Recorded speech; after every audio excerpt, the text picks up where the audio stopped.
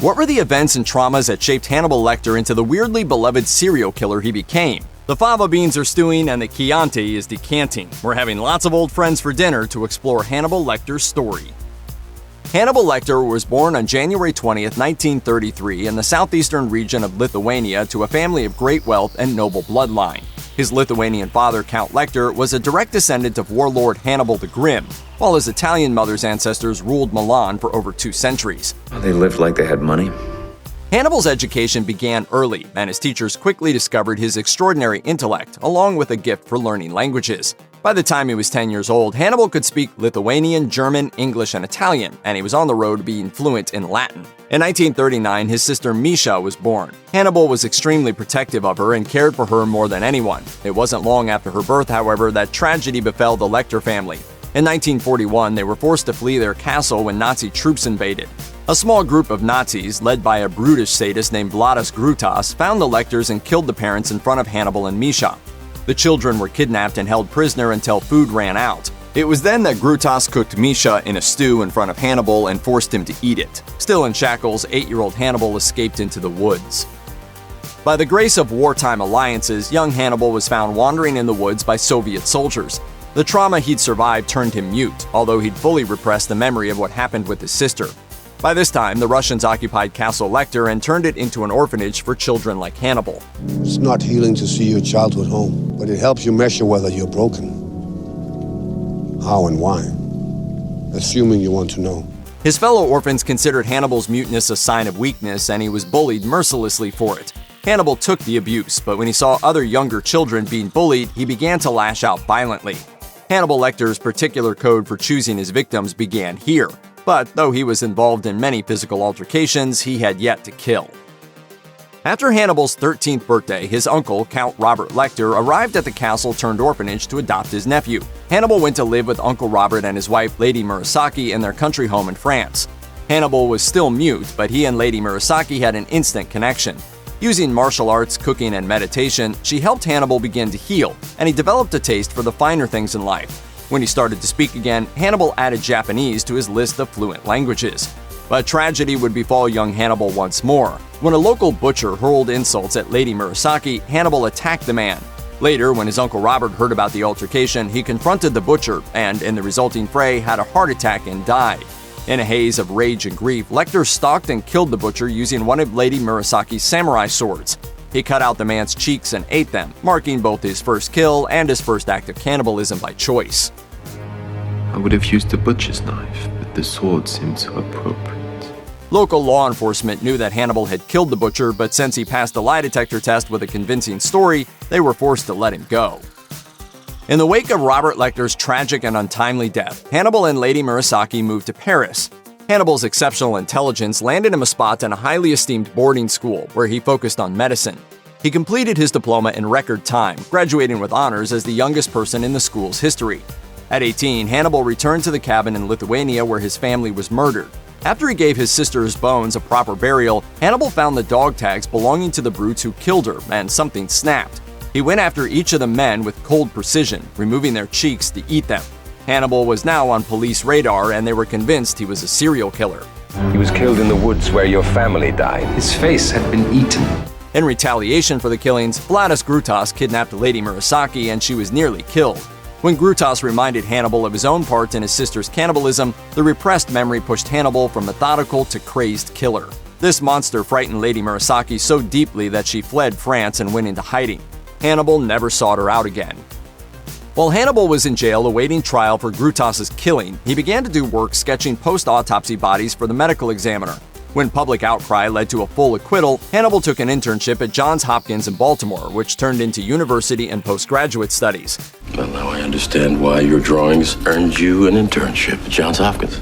Hannibal became a highly regarded psychiatrist with a reputation for throwing exquisite dinner parties, during which he would often feed choice morsels of his victims to his unsuspecting guests. One of his patients, the millionaire Mason Berger, was a sadist sexual assailant who had attacked his younger sister so badly she would never be able to have children. When he discovered Mason's crime, Hannibal drugged him with hallucinogens and suggested Mason cut up his own face. He did and came out of the ordeal as a paraplegic with a lifelong grudge. Around this time, Hannibal began to consult with Detective Will Graham on a serial killer case, which he happened to be behind. When Will discovered Hannibal's true identity, they nearly killed each other in a violent showdown. In 2013, showrunner Bryan Fuller created an art house version of Hannibal Lecter's story that drew heavily from previous books and movies, while it simultaneously created a new narrative. Fuller's Hannibal was in his 40s, with a backstory that saw him go to Florence as a young man and start his killing there. Inspired by the Monster of Florence serial killer, Fuller drew from the real-life set of 16 ritualized killings that took place between 1968 and 1985. I met him 20 years ago. Il Mostro. The Monster of Florence. Fuller's Hannibal was also the Baltimore PD's on-call psychiatrist for profiling purposes. He didn't just work sporadically with the department. He acted as therapist to many of his colleagues, including Will Graham, with whom he had a deeply intense and complicated relationship. This version of Hannibal wasn't just the Chesapeake Ripper. He often mimicked the killings of those he had been tasked to help catch, adding to their body counts. Is the organ harvester disguising his work as the crimes of a serial killer, or is a serial killer disguising his crimes as the work of an organ harvester? The show's 3-season run offered a textbook manual on how to identify Hannibal's gaslighting practices, which he used to frame Graham for a series of killings he himself committed, all the while convincing Graham that he actually was responsible. Bryan Fuller's Hannibal didn't just deepen the relationship between Will and Hannibal. A number of key characters were added who helped make this new iteration of Hannibal Lecter profoundly three-dimensional. Many of them appeared marginally in Thomas Harris's books, but Fuller gave them new life.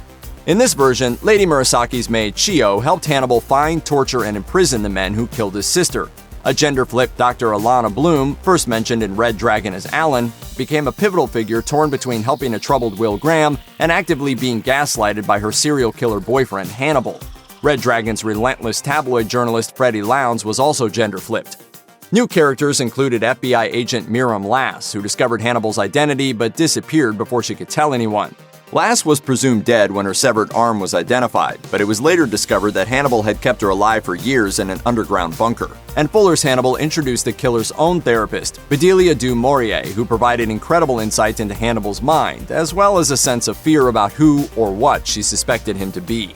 What Hannibal does is not coercion. It is persuasion. Hannibal Lecter was convicted of multiple homicides and remanded to Baltimore State Hospital for the criminally insane. Hospital staff soon learned Hannibal was unlike any of the other psychopaths housed in their facility. He was a master of self-control, able to manipulate his body and vital functions with such precision as to fool machines. He actively cultivated his so-called memory palace, detailed rooms in his mind filled with art, books, and places he hoped to see again in person. My palace is vast, even by medieval standards. One day, Hannibal faked a seizure and proceeded to kill a nurse just because he could.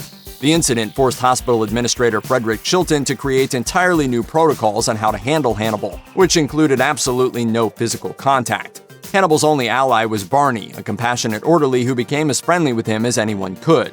While Hannibal might have been one of the most disturbing serial killers ever caught, he was also still one of the psychiatric community's greatest minds, especially when it came to people like himself. In 1978, Will Graham came out of retirement to help Baltimore PD with a series of brutal family murders that were taking place on a lunar cycle. He won't stop. Why not? Because it makes him God. Would you give that up? Will approached Hannibal once more for help, and together they identified the Tooth Fairy killer as Francis Dollarhide, a film tech who was choosing targets through their home videos. The case ended with Dollarhide's death, but Hannibal continued to write Will letters, claiming that Will was the only person in the world who truly knew him. Hannibal Lecter would have no contact with anyone other than Frederick Chilton, Barney, and orderlies for the next 5 years. That's when the FBI sent in Special Agent Clarice Starling to get Hannibal to talk about a former patient who was suspected of being a serial killer known as Buffalo Bill. Hannibal saw right through Clarice, but he also found himself drawn to her. And now this ham-handed segue into your questionnaire. It won't do. In a cruel game of quid pro quo, he got her to reveal personal details about her life in exchange for information about Buffalo Bill, although only some of what Hannibal told her turned out to be true.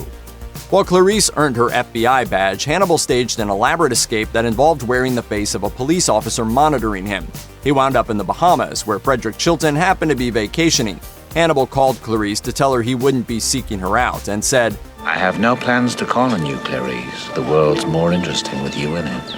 He then implied he'd be seeing Chilton soon and said, I'm having an old friend for dinner. Chilton was never seen or heard from again. Following his escape, Hannibal Lecter went through extensive plastic surgery on his face, sparing only his nose for fear he'd lose his extra-sensitive sense of smell. He started going by Dr. Fell and set up shop in Florence, where he rebranded himself as an art expert and museum curator. They are letting me look after the library for a stipend. Hannibal was of Italian heritage on his mother's side, so he began to investigate his bloodline alongside his curatorial duties. But despite his efforts, he wasn't as incognito as he thought. Mason Verger had been stewing in his rage for years, and he'd put a multi-million-dollar price tag on Hannibal's whereabouts. He planned to enact his revenge by feeding his old nemesis alive to wild boars. In the meantime, a disgraced Clarice Starling, who had been demoted following a botched heist, figured out what Mason Verger had planned and attempted to find Lecter first in an effort to save her career. Hannibal kidnapped Clarice, and Mason's younger sister killed her brother, a crime that Hannibal took the fall for. Hannibal slowly came to accept how the horrific trauma of being forced to eat his own sister had shaped his subsequent crimes and desires. While he was attracted to Clarice, he also saw his sister in her. Will you stay with me in my prison cell and hold my hand, Clarice? We could have some fun. Her antidotes from their quid pro quo games all those years ago created a soft spot in Hannibal, leaving him oddly protective of her. And he was fond of her. Yes.